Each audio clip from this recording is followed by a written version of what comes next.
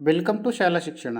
ಸ್ನೇಹಿತರೆ, ಈ ವಿಡಿಯೋದಲ್ಲಿ ಲಾಕ್ಡ್ ಹೌಸ್ ಸೆನ್ಸಸ್ ಅಂದರೆ ಜನಗಣತಿ ಮನೆ ಬೀಗ ಹಾಕಿದ್ದಾಗ ನಾವು ಆ ಒಂದು ಕುಟುಂಬವನ್ನು ಹೇಗೆ ನಾವು ಸಮೀಕ್ಷೆಯನ್ನು ಮಾಡುವುದು, ಅದನ್ನು ಲಾಕ್ ಅಂತೇಳಿ ಹೇಗೆ ತೋರಿಸುವುದು, ಲಾಕ್ ಅಂತೇಳಿ ತೋರಿಸ್ದೇನೆ ಮುಂದೆ ಹೋದರೆ ಏನಾಗುತ್ತೆ, ಹಾಗೆಯೇ ಸಾಂಸ್ಥಿಕ ಕಟ್ಟಡ ಇರ್ಬೋದು, ಹಾಗೆಯೇ ಶಾಲಾ ಕಾಲೇಜ್ ಇರ್ಬೋದು, ದೇವಸ್ಥಾನ ಇರ್ಬೋದು, ಈ ರೀತಿಯ ಒಂದು ಕಟ್ಟಡಗಳನ್ನು ಹೇಗೆ ನಾವು ಗಣತಿ ಮಾಡುವುದು ಎನ್ನುವುದನ್ನು ಈ ವಿಡಿಯೋದಲ್ಲಿ ನೋಡೋಣ.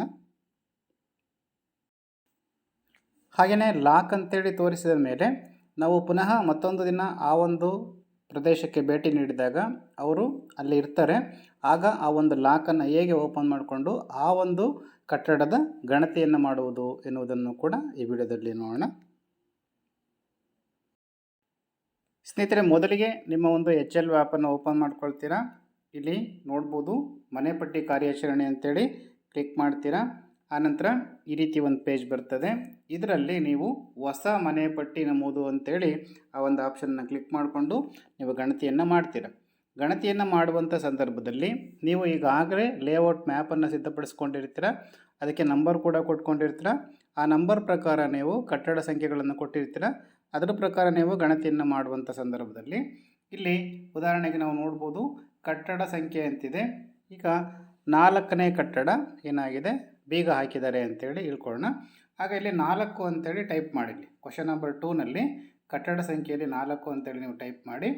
ನೆಕ್ಸ್ಟ್ ನಾವಿಲ್ಲಿ ನೋಡ್ಬೋದು 3ನೇ ಕ್ವಶನ್ನು ಜನಗಣತಿ ಮನೆ ಸಂಖ್ಯೆ ಅಂತಿದೆಯಲ್ಲ, ಇಲ್ಲಿ ಹೊಸದು ಅಂತೇಳಿ ಕ್ಲಿಕ್ ಮಾಡಿ. ಅವಾಗ ಜನಗಣತಿ ಮನೆ ಸಂಖ್ಯೆ ಬರ್ತದೆ. ಜನಗಣತಿ ಮನೆ ಸಂಖ್ಯೆಯನ್ನು ಟೈಪ್ ಮಾಡಬೇಕಲ್ವಾ, ಅಲ್ಲಿ ಹೊಸದು ಅಂತೇಳಿ ಕ್ಲಿಕ್ ಮಾಡಿ ಅಲ್ಲಿ 4 ಡಿಜಿಟ್ನ ಒಂದು ಜನಗಣತಿ ಮನೆ ಸಂಖ್ಯೆ ಜನ್ರೇಟ್ ಆಗ್ತದೆ. ನಾವೀಗ ಲಾಕ್ ಆಗಿರ್ತಕ್ಕಂಥ ಮನೆಯನ್ನು ಗಣತಿ ಮಾಡೋದನ್ನು ಹೇಗೆ ಅಂತೇಳಿ ನೋಡ್ತಾ ಹೋಗ್ತಾ ಇದ್ದೀವಿ. ಮೊದಲಿಗೆ ಕಟ್ಟಡ ಸಂಖ್ಯೆ ಎಂಟ್ರಿ ಮಾಡಿದ್ವಿ, ಮ್ಯಾಪಲ್ಲಿ ತೋರಿಸಿದ್ವಿ, ಆ ಕಟ್ಟಡ ಸಂಖ್ಯೆ ಎಂಟ್ರಿ ಮಾಡಿದ್ವಿ. ನೆಕ್ಸ್ಟ್ ಜನಗಣತಿ ಮನೆ ಸಂಖ್ಯೆಯನ್ನು ಇಲ್ಲಿ ಹೊಸದು ಅಂತೇಳಿ ಕ್ಲಿಕ್ ಮಾಡಿದ್ವಿ, ಅದು ಜನ್ರೇಟ್ ಆಯಿತು. ನೆಕ್ಸ್ಟ್ ಮುಂದಿನ ಅಂತೇಳಿ ಕ್ಲಿಕ್ ಮಾಡ್ತೀರಾ. ನೆಕ್ಸ್ಟ್ ಈ ಪೇಜ್ ಬರ್ತದೆ. ಪ್ರಶ್ನೆ ಸಂಖ್ಯೆ 4, ನೆಲಕ್ಕೆ ಪ್ರಧಾನವಾಗಿ ಬಳಸಿರ್ತಕ್ಕಂತಹ ಒಂದು ಸಾಮಗ್ರಿ ಏನು ಅಂತೇಳಿ ನೀವು ಆ ಒಂದು ಕಟ್ಟಡ ಗೊತ್ತಿದ್ದರೆ ನೀವು ಇಲ್ಲಿ ಎಂಟ್ರಿ ಮಾಡಿ, ಗೊತ್ತಿಲ್ಲ ಅಂದರೆ ಮುಂದಿನ ಅಂತೇಳಿ ಕ್ಲಿಕ್ ಮಾಡಿ. ನೆಕ್ಸ್ಟ್ 5ನೇ ಪ್ರಶ್ನೆ ನೋಡ್ಬೋದು, ಗೋಡೆಗೆ ಏನನ್ನು ಬಳಸಿದ್ದಾರೆ ಅಂತೇಳಿ. ಸುಟ್ಟ ಇಟ್ಟಿಗೆ ಇರ್ಬೋದು, ಹಸಿ ಇಟ್ಟಿಗೆ ಇರ್ಬೋದು. ಗೊತ್ತಿದ್ದರೆ ನೀವು ಪರ್ಫೆಕ್ಟಾಗಿ ಎಂಟ್ರಿ ಮಾಡ್ಬೋದು ಅಥವಾ ಮುಂದಿನ ಅಂತೇಳಿ ಕ್ಲಿಕ್ ಮಾಡ್ಕೋಬೋದು. ಹಾಗೆಯೇ ಮೇಲ್ಛಾವಣಿಗೆ ಪ್ರಧಾನವಾಗಿ ಏನನ್ನು ಬಳಸಿದ್ದಾರೆ ಅಂತೇಳಿ ನೋಡಿದ ತಕ್ಷಣ ಗೊತ್ತಾಗ್ತದೆ. ಕಾಂಕ್ರೀಟ್ ಇರ್ಬೋದು ಅಥವಾ ನಾಡ ಹೆಂಚುಗಳಿರ್ಬೋದು ಅಥವಾ ಯಂತ್ರದಲ್ಲಿ ತಯಾರಿಸುವ ಹೆಂಚುಗಳಿರ್ಬೋದು. ಅದಕ್ಕೆ ಸಂಬಂಧಪಟ್ಟಂಥ ಆಪ್ಷನನ್ನು ಎಂಟ್ರಿ ಮಾಡಿ ನೆಕ್ಸ್ಟ್ ಮುಂದಿನ ಅಂತೇಳಿ ಕ್ಲಿಕ್ ಮಾಡ್ಕೊಳ್ಳಿ. ನೆಕ್ಸ್ಟ್ ಇಲ್ಲಿ 7ನೆಯ ಪ್ರಶ್ನೆಯಲ್ಲಿ ನಾವು ಆ ಒಂದು ಕಟ್ಟಡವನ್ನು ಯಾವುದಕ್ಕೆ ಬಳಸ್ತಾ ಇದ್ದಾರೆ ಅಂತೇಳಿ ನಾವು ನೋಡ್ಕೋಬೇಕು. ವಾಸಕ್ಕೆ ಅಂತೇಳಿ ಇಲ್ಲಿ ಕ್ಲಿಕ್ ಮಾಡಿಕೊಂಡ್ರೆ ಆಗ ಇಲ್ಲಿ ಕೆಳಭಾಗದಲ್ಲಿ ನಾವು ನೋಡ್ಬೋದು ಬೀಗ ಹಾಕಲಾಗಿದೆ ಅಂತೇಳಿ ಇನ್ನೊಂದು ಬಾಕ್ಸ್ ಇರ್ತದೆ, ಅದು ಎನೇಬಲ್ ಆಗ್ತದೆ. ಆಗ ನಾವಲ್ಲಿ ಬೀಗ ಹಾಕಲಾಗಿದೆ ಅಂತೇಳಿ ಕ್ಲಿಕ್ ಮಾಡ್ಕೋಬೇಕು. ಆ ನಂತರ ಮುಂದಿನ ಅಂತೇಳಿ ಕ್ಲಿಕ್ ಮಾಡಿದ ತಕ್ಷಣವೇ ನೇರವಾಗಿ ಮೊಬೈಲ್ ನಂಬರ್ಗೆ ಹೋಗ್ತದೆ. 34ನೆಯ ಪ್ರಶ್ನೆ ಮೊಬೈಲ್ ನಂಬರ್ಗೆ ಹೋಗ್ತದೆ. ಆಗ ನೀವು ಮೊಬೈಲ್ ನಂಬರ್ ಗೊತ್ತಿದ್ದಲ್ಲಿ ನೀವು ಅಲ್ಲಿ ಎಂಟರ್ ಮಾಡಿ, ಗೊತ್ತಿಲ್ಲ ಅಂದರೂ ಪರವಾಗಿಲ್ಲ ಸಬ್ಮಿಟ್ ಅಂತೇಳಿ ಕೊಡಿ. ಆಗ ನಾವು ಲಾಕ್ ಮಾಡಿರ್ತಕ್ಕಂತಹ ಮನೆಯ ಒಂದು ಅಪೂರ್ಣ ಗಣತಿಯನ್ನು ಮಾಡಿದ್ದೇವೆ, ಲಾಕ್ ಅಂತೇಳಿ ತೋರಿಸಿದ್ದೇವೆ. ಸ್ನೇಹಿತರೆ, ಈ ರೀತಿ ಲಾಕ್ ಮಾಡುವುದರಿಂದ ಕಟ್ಟಡ ಸಂಖ್ಯೆ ಉದಾಹರಣೆಗೆ 4 ಅಂತೇಳಿ ತಗೊಳ್ಳೋಣ. ಜನಗಣತಿ ಮನೆ ಸಂಖ್ಯೆ 004 ಅಂತೇಳಿ ಬಂದಿರ್ತದೆ. ಅಂದರೆ ಕಟ್ಟಡ ಸಂಖ್ಯೆ ಹಾಗೂ ಜನಗಣತಿ ಮನೆ ಸಂಖ್ಯೆ ಬಂದಿರ್ತದೆ, ಅದು ಲಾಕ್ ಅಂತೇಳಿ ತೋರಿಸಿದ್ವಿ. ನೆಕ್ಸ್ಟ್ ಮುಂದಿನ ಮನೆಯನ್ನು ನೀವು ಗಣತಿ ಮಾಡುವಾಗ ಇಲ್ಲಿ ಕಟ್ಟಡ ಸಂಖ್ಯೆ 5 ಅಂತೇಳಿ ಕ್ಲಿಕ್ ಮಾಡ್ತೀರಾ, ಹೊಸದು ಅಂತೇಳಿ ಕ್ಲಿಕ್ ಮಾಡ್ತೀರಾ, ಅಲ್ಲಿ 005 ಬರ್ತದೆ, ಕಟ್ಟಡ ಸಂಖ್ಯೆ 5 ಅಂತೇಳಿ ಬರ್ತದೆ. ಈಗ ಲಾಕ್ ಆಗಿರ್ತಕ್ಕಂಥ ಕಟ್ಟಡವನ್ನು ನಾವು ಮಾರನೆಯ ದಿನ ಹೋದಾಗ ಅಲ್ಲಿ ಕುಟುಂಬದ ಮುಖ್ಯಸ್ಥರು ಇರ್ತಾರೆ. ಆಗ ಆ ಒಂದು ಲಾಕನ್ನು ಓಪನ್ ಮಾಡಿಕೊಂಡು ಹೇಗೆ ಗಣತಿಯನ್ನು ಮಾಡುವುದು ಅಂತೇಳಿ ನೋಡೋಣ. ಸ್ನೇಹಿತರೆ, ಪ್ರತಿ ಗಣತಿಯನ್ನು ಮಾಡಿದ ನಂತರ ಈ ಪೇಜಿಗೆ ನೀವು ವಾಪಸ್ ಬಂದಿರ್ತೀರ. ಓಕೆ, ಒಂದು ಕಟ್ಟಡದ ಗಣತಿ ಕಂಪ್ಲೀಟ್ ಆದ ತಕ್ಷಣ ಈ ಪೇಜಿಗೆ ಬಂದಿರ್ತೀರ. ನೀವು ಇಲ್ಲಿ ಮೇಲ್ಭಾಗದಲ್ಲಿ ನೋಡ್ಬೋದು ಒಂದು ಆ್ಯರೋ ಮಾರ್ಕ್ ಇದೆ. ಫುಲ್ ಮೇಲ್ಭಾಗದಲ್ಲಿ ಬ್ಯಾನರಲ್ಲಿ ಒಂದು ಹೋಮ್ನ ಒಂದು ಸಿಂಬಲ್ ಇದೆ, ಹಾಗೆಯೇ ಒಂದು ಆ್ಯರೋ ಮಾರ್ಕ್ ಬ್ಯಾಕ್ ಬರ್ತಕ್ಕಂಥ ಬಟನ್ ಇದೆ. ಆ ಒಂದು ಬಟನನ್ನು ಕ್ಲಿಕ್ ಮಾಡ್ಕೊಳ್ಳಿ. ಸ್ನೇಹಿತರೆ, ನೀವು ಗಣತಿಯನ್ನು ಪ್ರಾರಂಭ ಮಾಡುವಾಗ ಬಂದಿರತಕ್ಕಂಥ ಈ ಒಂದು ಪೇಜಿಗೆ ಬಂದಿರ್ತೀರ. ಇದು ಕೂಡ ಹೋಮ್ ಪೇಜ್ ಇದ್ದಾಗೇ ಇಲ್ಲಿ ನೀವು ಹೊಸ ಮನೆ ಪಟ್ಟು ನಮೂದು ಅಂತೇಳಿ ಕ್ಲಿಕ್ ಮಾಡಿಕೊಂಡು ಗಣತಿ ಕಾರ್ಯವನ್ನು ಮಾಡ್ತೀರ. ಇದರ ಪಕ್ಕದಲ್ಲೇ ಇನ್ನೊಂದು ಆಪ್ಷನ್ ಇದೆ, ಮಾಹಿತಿಗಳ ತಿದ್ದುಪಡಿ ಅಂತೇಳಿ, ಇಂಗ್ಲೀಷಲ್ಲಾದರೆ ಅಪ್ಡೇಷನ್ ಅಂತೇಳಿ ಇರ್ತದೆ. ಈ ಒಂದು ಮಾಹಿತಿಗಳ ತಿದ್ದುಪಡಿ ಅಂತಿದೆಯಲ್ಲ, ಈ ಒಂದು ಆಪ್ಷನನ್ನು ಕ್ಲಿಕ್ ಮಾಡ್ಕೊಳ್ಳಿ. ನಂತರ ಅದರಲ್ಲಿ ನೀವು ಬೀಗ ಆಗಿರ್ತಕ್ಕಂತಹ ಮನೆಯ ಒಂದು ಮಾಹಿತಿ ಇರ್ತದೆ, ಅಲ್ಲಿ ಅಪೂರ್ಣ ಅಂತೇಳಿರ್ತದೆ. ಹಾಗೆಯೇ ಅಲ್ಲಿ ಒಂದು ಪೆನ್ಸಿಲ್ ಮಾರ್ಕ್ ಇರ್ತದೆ, ಅದು ಎಡಿಟ್ ಮಾಡಲಿಕ್ಕೆ ಅಂತೇಳಿ ಒಂದು ಪೆನ್ಸಿಲ್ ಮಾರ್ಕ್ ಇರ್ತದೆ. ಆ ಒಂದು ಪೆನ್ಸಿಲ್ ಮಾರ್ಕನ್ನು ಕ್ಲಿಕ್ ಮಾಡ್ಕೊಳ್ಳಿ. ನೆಕ್ಸ್ಟು ಆ ಕಟ್ಟಡಕ್ಕೆ ಸಂಬಂಧಪಟ್ಟಂತೆ 34 ಕ್ವಶನ್ಗಳು ಬರ್ತದೆ. ನೆಲಕ್ಕೆ ಏನನ್ನು ಬಳಸಲಾಗಿದೆ, ಗೋಡೆಗೆ ಏನನ್ನು ಬಳಸಿದ್ದಾರೆ, ಹಾಗೆಯೇ ಆ ಮೇಲ್ಛಾವಣಿಗೆ ಏನು ಬಳಸಿದ್ದಾರೆ. ಈ ರೀತಿ ನಾವು ಪ್ರಶ್ನೆ ಸಂಖ್ಯೆ 7ಕ್ಕೆ ಹೋಗ್ತೀವಿ, ಅಲ್ಲಿ ಲಾಕ್ ಅಂತೇಳಿ ಲಾಕ್ ಮಾಡಿದ್ವಲ್ಲ, ಅಲ್ಲಿ ಲಾಕ್ ಅನ್ನೋದನ್ನು ಕ್ಲಿಕ್ ಮಾಡ್ತೀವಿ, ಅವಾಗ ಅನ್ಲಾಕ್ ಆಗ್ತದೆ. ಪ್ರತಿಯೊಂದು ಕ್ವಶನ್ನು ಕೂಡ ನಾವು ಸಬ್ಮಿಟ್ ಮಾಡಿ ಫೈನಲ್ ಸಬ್ಮಿಟನ್ನು ಕೊಡ್ತೀವಿ.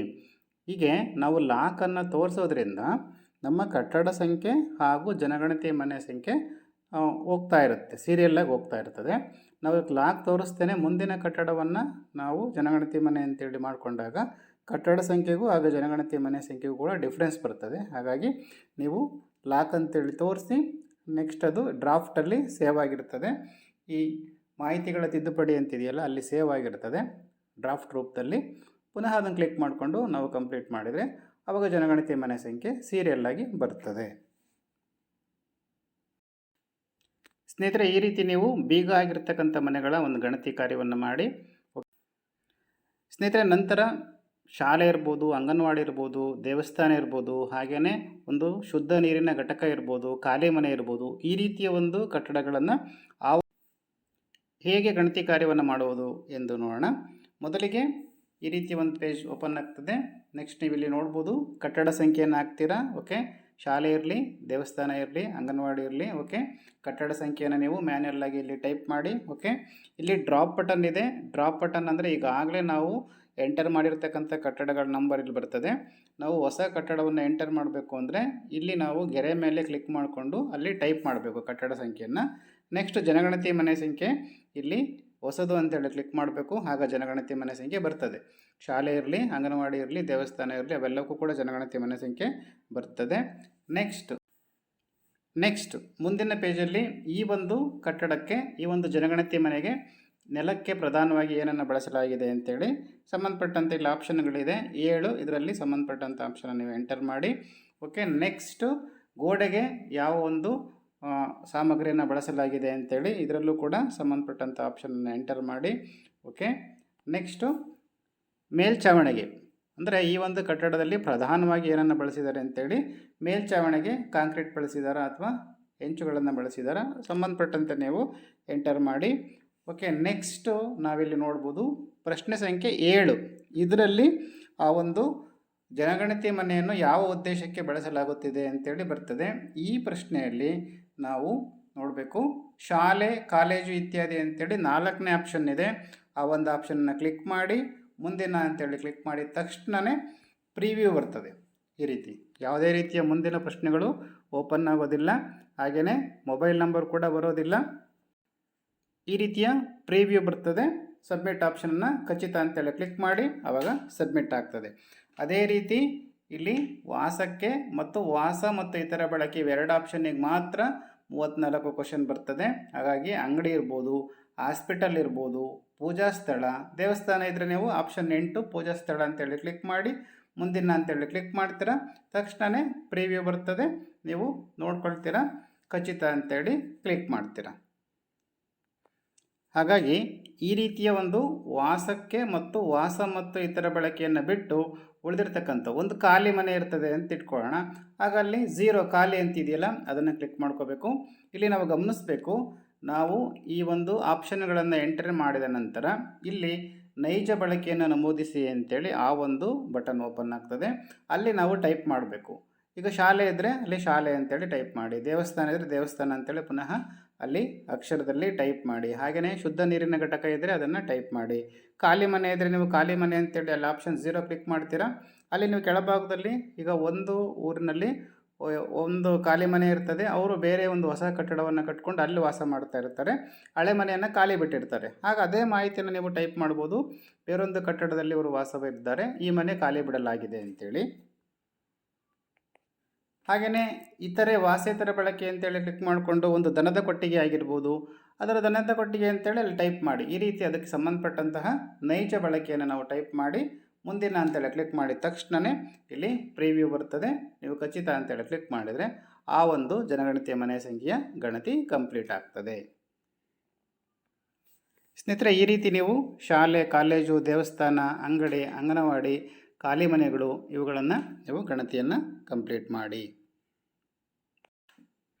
ಹಾಗೆಯೇ ಸಾಂಸ್ಥಿಕ ಕಟ್ಟಡ, ಹಾಸ್ಟೆಲ್ ಇರ್ಬೋದು, ಇತರೆ ಯಾವುದಾದ್ರೂ ಒಂದು ಪೇಯಿಂಗ್ ಗೆಸ್ಟ್ ಇರ್ಬೋದು, ಈ ರೀತಿಯ ಒಂದು ಸಾಂಸ್ಥಿಕ ಕಟ್ಟಡಗಳ ಗಣತಿಯನ್ನು ಹೇಗೆ ಮಾಡೋದು ಅಂತೇಳಿ ನೋಡೋಣ. ಆಶ್ರಮಗಳಿರ್ಬೋದು, ಇತರೆ ಯಾವುದೇ ಬಂದೀಖಾನೆಗಳಿರ್ಬೋದು, ಇಲ್ಲಿ ಒಂದು ನೆಲೆ ಇರತಕ್ಕಂತಹ ಒಂದು ಈ ಸಾಂಸ್ಥಿಕ ಕಟ್ಟಡಗಳನ್ನು ನಾವು ಎಂಟರ್ ಮಾಡುವಾಗ ಶಾಲೆ ಸಾಂಸ್ಥಿಕ ಕಟ್ಟಡ ಬರೋದಿಲ್ಲ. ಓಕೆ, ಹಾಗಾಗಿ ಸಾಂಸ್ಥಿಕ ಕಟ್ಟಡ ಅಂದ್ರೇನು ಅಂತೇಳಿ ಈಗಾಗಲೇ ನಿಮ್ಮ ತರಬೇತಿಯಲ್ಲಿ ಕ್ಲಿಯರಾಗಿ ಹೇಳಲಾಗಿದೆ. ಹಾಗೆಯೇ ನಿಮ್ಮ ಹತ್ರ ಕೈಪಿಡಿ ಇದೆ, ಅದರಲ್ಲೂ ಕೂಡ ನೀವು ನೋಡ್ಕೋಬೋದು. ಹೊಸ ಮನೆಪಟ್ಟಿ ನಮೂದು ಅಂತೇಳಿ ಕ್ಲಿಕ್ ಮಾಡ್ತೀರಾ. ಓಕೆ, ನೆಕ್ಸ್ಟ್ ಇಲ್ಲಿ ಸಾಲಿನ ಸಂಖ್ಯೆ ಬಂದಿರ್ತದೆ. ಕಟ್ಟಡ ಸಂಖ್ಯೆಯನ್ನು ನೀವು ಟೈಪ್ ಮಾಡಿ ಎಂಟರ್ ಮಾಡ್ತೀರಾ. ಹಾಗೆಯೇ ಜನಗಣತಿ ಮನೆ ಸಂಖ್ಯೆಯನ್ನು ಹೊಸದು ಅಂತೇಳಿ ಕ್ಲಿಕ್ ಮಾಡ್ತೀರಾ. ಅಲ್ಲಿ ಜನಗಣತಿ ಮನೆ ಸಂಖ್ಯೆ ಜನರೇಟ್ ಆಗ್ತದೆ. ನೆಕ್ಸ್ಟ್ ನಾವಿಲ್ಲಿ ನೋಡ್ಬೋದು, ಇಲ್ಲಿ ನೆಲಕ್ಕೆ ಪ್ರಧಾನವಾಗಿ ಯಾವ ಸಾಮಗ್ರಿಯನ್ನು ಬಳಸಲಾಗಿದೆ ಎಂಟರ್ ಮಾಡ್ತೀರಾ. ಗೋಡೆಗೆ ಯಾವುದನ್ನು ಬಳಸಲಾಗಿದೆ ಎಂಟರ್ ಮಾಡ್ತೀರಾ. ಹಾಗೆಯೇ ಮೇಲ್ಛಾವಣಿಗೆ ಯಾವ ಒಂದು ಸಾಮಗ್ರಿಯನ್ನು ಬಳಸಲಾಗಿದೆ ಅಂತೇಳಿ ಎಂಟ್ರಿ ಮಾಡ್ತೀರಾ. ಇಲ್ಲಿ ಪ್ರಶ್ನೆ ಸಂಖ್ಯೆ 7ರಲ್ಲಿ ಜನಗಣತಿ ಮನೆಯನ್ನು ಯಾವ ಉದ್ದೇಶಕ್ಕೆ ಬಳಸಲಾಗುತ್ತಿದೆ ಅಂತೇಳಿ ಈ ಒಂದು ಪ್ರಶ್ನೆ ಬರ್ತದೆ. ಇದರಲ್ಲಿ ಸಂಸ್ಥಾರೂಪ ಅಂತೇಳಿ ಬರಬೇಕು ಅಂದರೆ ಇಲ್ಲಿರ್ತಕ್ಕಂತಹ 2ನೇ ಆಪ್ಷನ್ ವಾಸ ಮತ್ತು ಇತರ ಬಳಕೆ ಅಂತೇಳಿ ಆಪ್ಷನನ್ನು ಕ್ಲಿಕ್ ಮಾಡಿದ ನಂತರ ಇಲ್ಲಿ ಕೆಳಭಾಗದಲ್ಲಿ ಸಂಸ್ಥಾರೂಪ ಅಂತೇಳಿ ಆ ಒಂದು ಬಟನ್ನು ಅವೈಲಬಲ್ ಆಗ್ತದೆ. ಸ್ನೇಹಿತರೆ, ಮತ್ತೊಮ್ಮೆ ಹೇಳೋದಾದರೆ ಸಂಸ್ಥಾರೂಪದ ಕುಟುಂಬಗಳನ್ನು ನಾವು ಗಣತಿ ಮಾಡುವಾಗ ಇಲ್ಲಿ 2ನೇ ಆಪ್ಷನನ್ನು ಕ್ಲಿಕ್ ಮಾಡ್ಕೋಬೇಕು. ಪ್ರಶ್ನೆ ಸಂಖ್ಯೆ 7ರಲ್ಲಿ ವಾಸ ಮತ್ತು ಇತರ ಬಳಕೆ ಅಂತೇಳಿ ಕ್ಲಿಕ್ ಮಾಡ್ಕೋಬೇಕು. ಆಗ ಮಾತ್ರ ಸಂಸ್ಥಾರೂಪ ಅಂತ ಕೆಳಭಾಗದಲ್ಲಿ ಇದೆಯಲ್ಲ ಆ ಒಂದು ಬಟನ್ನು ಎನೇಬಲ್ ಆಗ್ತದೆ. ಉಳಿದ ಯಾವುದೇ ಆಪ್ಷನ್ ಕ್ಲಿಕ್ ಮಾಡಿದರೂ ಕೂಡ ಸಂಸ್ಥಾರೂಪ ಅಂತೇಳಿ ತೋರಿಸೋದಿಲ್ಲ. ಹಾಗಾಗಿ 2ನೇ ಆಪ್ಷನ್ನ ಕ್ಲಿಕ್ ಮಾಡ್ಕೊಳ್ಳಿ. ನೆಕ್ಸ್ಟ್ ಸಂಸ್ಥಾರೂಪ ಅಂತೇಳಿ ಕ್ಲಿಕ್ ಮಾಡ್ಕೊಳ್ಳಿ. ಮುಂದಿನ ಆಪ್ಷನನ್ನು ಕ್ಲಿಕ್ ಮಾಡಿ. ಆಗ ಮುಂದಿನ ಪ್ರಶ್ನೆಗಳು ಬರ್ತಾ ಹೋಗ್ತದೆ. ಅಲ್ಲಿ ಕುಟುಂಬದ ಮುಖ್ಯಸ್ಥರ ಹೆಸರು ಅಂತೇಳಿ ಬರ್ತದೆ. ಆಗ ಮ್ಯಾನೇಜರ್, ವಾರ್ಡನ್ ಈ ರೀತಿಯ ಅವರ ಒಂದು ಡೆಸಿಗ್ನೇಷನನ್ನು ನೀವು ಎಂಟರ್ ಮಾಡಿ. ಓಕೆ, ಅದರಲ್ಲಿ ಎಷ್ಟು ಜನ ವಾಸ ಇದ್ದಾರೆ, ಪ್ರತಿಯೊಂದು ಪ್ರಶ್ನೆಗಳು ಬರ್ತದೆ. ಅವೆಲ್ಲವನ್ನು ಎಂಟರ್ ಮಾಡಿ ಪ್ರಿವ್ಯೂ ನೋಡಿಕೊಂಡು ಸಬ್ಮಿಟನ್ನು ಕೊಡಿ. ಸ್ನೇಹಿತರೆ, ಬಹಳ ಮುಖ್ಯವಾಗಿ ಗಮನಿಸಬೇಕಾದಂಥ ಮತ್ತೊಂದು ಅಂಶ ಏನಂದರೆ, ನೀವು ಒಂದು ಕಟ್ಟಡದ ಒಂದು ಜನಗಣತಿ ಮನೆಯನ್ನು ನೀವು ಗಣತಿ ಮಾಡ್ತಾ ಇರ್ತೀರ. ಆ ಸಂದರ್ಭದಲ್ಲಿ ನೀವು 1ರಿಂದ 2-3 ಕ್ವಶನನ್ನು ನೀವು ಅಟೆಂಡ್ ಮಾಡಿರ್ತೀರ. ಆಗ ನಿಮಗೆ ಗೊತ್ತಿದ್ದೋ ಗೊತ್ತಿಲ್ಲದೇನೋ ಬ್ಯಾಕ್ ಹೋಗ್ತೀರ. ಪುನಃ ನೀವೇನು ಮಾಡ್ತೀರಾ, ಹೊಸದಾಗಿ ಈ ಒಂದು ಪೇಜನ್ನು ತೊಗೊಳ್ತೀರಾ. ಅಲ್ಲಿ ಸಾಲಿನ ಸಂಖ್ಯೆ ಏನು ಬರ್ತದೆ ಮುಂದಿನ ಬರ್ತದೆ. ಆನಂತರ ನೀವು ಎಂಟರ್ ಮಾಡ್ತಾ ಹೋಗ್ತೀರ. ಆಗ ಏನಾಗ್ತದೆ, ಅಪೂರ್ಣ ಆಗಿರ್ತಕ್ಕಂಥದ್ದು ಹಾಗೆ ಉಳ್ಕೊಳ್ತದೆ ಸೀರಿಯಲ್ ನಂಬರು. ಹಾಗೆಯೇ ನೀವು ಈ ಒಂದು ಸೀರಿಯಲ್ ನಂಬರ್ ಏನಾಗ್ತದೆ, ಸಾಲಿನ ಸಂಖ್ಯೆ ಹೊಸ ಸಾಲಿನ ಸಂಖ್ಯೆ ಬರ್ತದೆ. ಹಾಗಾಗಿ ನೀವು ಈ ರೀತಿ ಆಕಸ್ಮಿಕವಾಗಿ ಬ್ಯಾಕ್ ಹೋದಾಗ ಈ ಒಂದು ಡ್ರಾಫ್ಟ್ ಅಂದರೆ ಅಪೂರ್ಣಗೊಂಡಿರ್ತಕ್ಕಂತಹ ಒಂದು ಜನಗಣತಿ ಮನೆ ಈ ಒಂದು ಸೆಕೆಂಡ್ ಒನ್ ಇದೆಯಲ್ಲ, ನಮೂದುಗಳ ತಿದ್ದುಪಡಿ ಅಂತೇಳಿ ಅಲ್ಲಿರ್ತದೆ. ಹಾಗಾಗಿ ನೀವು ಆ ಒಂದು ಆಪ್ಷನನ್ನು ಕ್ಲಿಕ್ ಮಾಡ್ಕೊಳ್ಳಿ. 1ರಿಂದ 2-3 ಕ್ವಶನ್ ನೀವೇನು ಅಟೆಂಡ್ ಮಾಡಿರ್ತೀರೋ ಅಲ್ಲಿ ಜನಗಣತಿ ಮನೆ ಇರ್ತದೆ. ಅಲ್ಲಿ ನೀವು ಪ್ರತಿಯೊಂದು ಕ್ವಶನ್ಗಳನ್ನು ಕೂಡ ನೀವು ಎಂಟರ್ ಮಾಡಿ ಫೈನಲ್ ಸಬ್ಮಿಟನ್ನು ಕೊಡಿ.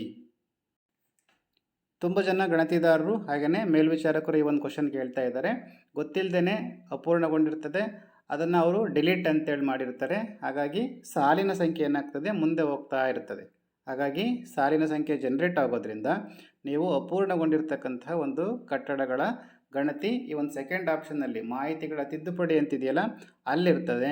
ನೀವು ತಕ್ಷಣ ಅಲ್ಲಿ ಓಪನ್ ಮಾಡಿಕೊಂಡು ಅಲ್ಲಿರ್ತಕ್ಕಂಥ ಪೆನ್ಸಿಲ್ ಮಾರ್ಕನ್ನು ಕ್ಲಿಕ್ ಮಾಡಿಕೊಂಡು ನೀವು 34 ಪ್ರಶ್ನೆಗಳಿಗೆ ಆನ್ಸರನ್ನು ಎಂಟರ್ ಮಾಡಿ ನೆಕ್ಸ್ಟ್ ಫೈನಲ್ ಸಬ್ಮಿಟ್ ಕೊಟ್ಟರೆ ಸಾಲಿನ ಸಂಖ್ಯೆ, ಕಟ್ಟಡ ಸಂಖ್ಯೆ, ಜನಗಣತಿ ಮನೆ ಸಂಖ್ಯೆ ಇವೆಲ್ಲವೂ ಕೂಡ ಸೀಕ್ವೆನ್ಸ್ ಆಗಿ ರನ್ ಆಗ್ತದೆ. ಹಾಗಾಗಿ ನೀವು ಡಿಲೀಟ್ ಆಪ್ಷನನ್ನು ಬಳಸಿ ಡಿಲೀಟ್ ಮಾಡೋದಕ್ಕಿಂತ ಅಲ್ಲೇ ಇರ್ತಕ್ಕಂಥ ಪೆನ್ಸಿಲ್ ಮಾರ್ಕನ್ನು ಉಪಯೋಗಿಸ್ಕೊಂಡು ನೀವು ಕಂಪ್ಲೀಟನ್ನು ಮಾಡಿ. ಸ್ನೇಹಿತರೆ, ಹಾಗೆಯೇ ಇಲ್ಲಿ ಒಂದು ಬಹಳ ಮುಖ್ಯವಾದಂಥ ಒಂದು ನೋಟನ್ನು ನೀವು ಗಮನಿಸಬೇಕು. ಕೊನೆಯ ಆಪ್ಷನ್ ಇದೆ ನೋಡಿ, ಪೂರ್ಣಗೊಂಡಿದೆ ಅಂತೇಳಿ, ಅದನ್ನು ಮಾತ್ರ ನೀವು ಯಾವುದೇ ಕಾರಣಕ್ಕೂ ಕೂಡ ಕ್ಲಿಕ್ ಮಾಡಬೇಡಿ.